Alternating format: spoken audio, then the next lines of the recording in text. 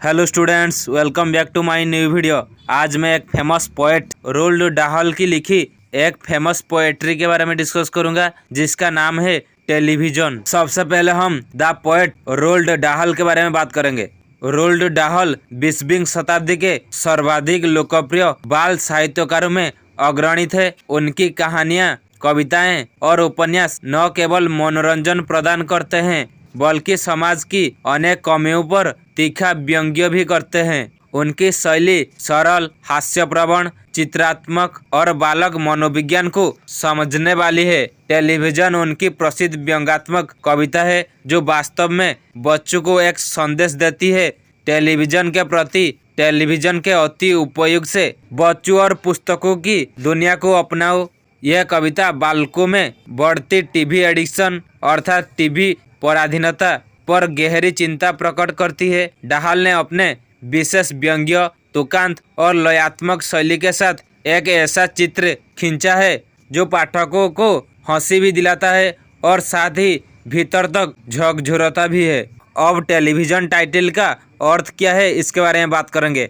कविता television के शीर्षक का सरल और सटीक हिंदी अर्थ है दूरदर्शन या दूरदर्शन यंत्र। अब इस पोएट्री का सामरी के बारे में बात करेंगे। डाहल बताते हैं कि जब भी माता पिता किसी के घर जाते हैं उन्हें एक विचित्र परंतु सामान्य दृश्य दिखाई देता है। हर बच्चा टेलीविजन के ठीक सामने चिपका हुआ।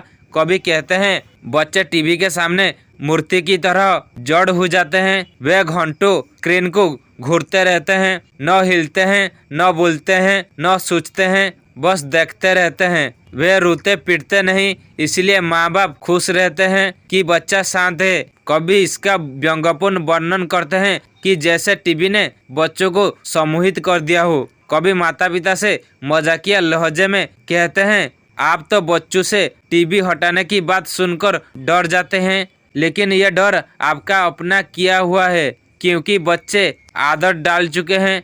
आदत आपने ही डलवाई है। जब बच्चा शरारत करता था आप उसे टीवी के सामने बिठा देते थे ताकि वह शांत रहे। इस प्रकार टीवी पालन पोषण का उपकरण बन गया। डाहल अत्यंत चित्रात्मक ढंग से टीवी के दुष्प्रभाव बताते हैं। ये बच्चों के दिमाग को दौड़ने से रोक देता है, सोचने की क्षमता कम हो जाती है, रचनात्मकता मर जाती है, शब्द भंडार, भाषा कौशल, अभिव्यक्ति सब कमजोर पड़ जाते हैं। टीवी बच्चों को निष्क्रिय ग्रहणकर्ता बनाता है। डाहल कहते हैं कि टीवी बच्चों को विचारों के छोटे छोटे कीड़ों को कुचलकर मसल देता है।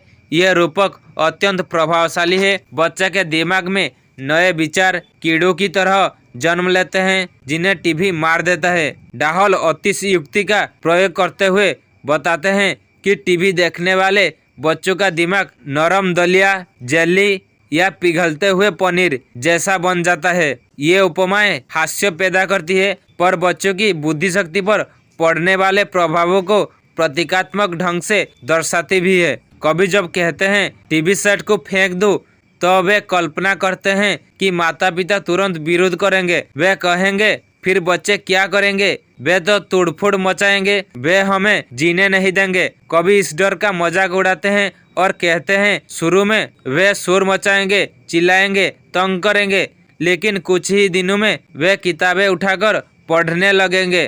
कभी कहते हैं कि जब टेलीविजन नहीं था तब संसार भर के बच्चे कहानियाँ पढ़ते थे, कविता पढ़ते थे, रोमांचक किस्सों में डूबे रहते थे। वे वर्गों के महान लेखकों की किताबें खोजते और अपने मस्तिष्क का विकास करते थे। डाहल याद दिलाते हैं कि किताबें कल्पना का विस्तार करती है, मनुष्य को सोचने की शक्ति देती है, शब्द भंडार विकसित करती है, व्यक्ति को संवेदनशील, रचनात्मक और बुद्धिमान बनाती है।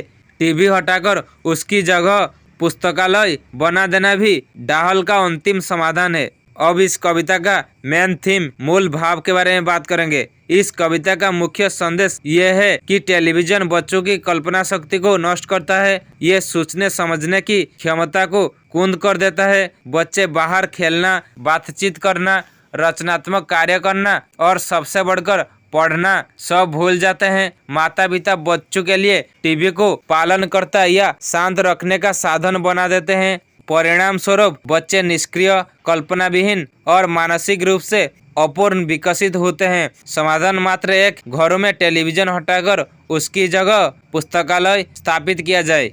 अब इस कविता का निष्कर्ष के बारे में बात करेंगे। रोल्ड डाहल की टेलीविजन एक मनोरंजक, हास्यप्रद, व्यंग्यात्मक और गंभीर चेतावनी से भरपूर कविता है। ये बच्चों की मानसिक दुनिया की रक्षा का आह्वान करती है। आज जब स्क्रीन संस्कृति हर घर, हर कक्षा और हर हाथ तक पहुंच चुकी है, तब यह कविता और भी महत्वपूर्ण हो जाती है। यह हमें याद दिलाती है कि पुस्तकों से प्रेम करने वाला बच्चा ही आने वाला समय का सृजनशील, बुद्धिमान और संवेदनशील नागरिक बन सकता है। इस कविता का संदेश अत्यंत स्पष्ट और गहरा है। बच्चों का सर्वांगीण विकास पढ़ने लिखने से होता है, न कि टीवी से। टीवी बच्चों की कल्पना शक्ति को नष्ट करता है। माता पिता को सचेत होकर टीवी अभ्यास कम कराना चाहिए। घरों में पुस्तकों का वातावरण बनाना चाहिए। किसी भी सभ्य, संवेदनशील, रचनात्मक समाज का निर्माण पढ़ने की संस्कृति पर निर्भर होता है। ये था टेलीविजन पोएट्री की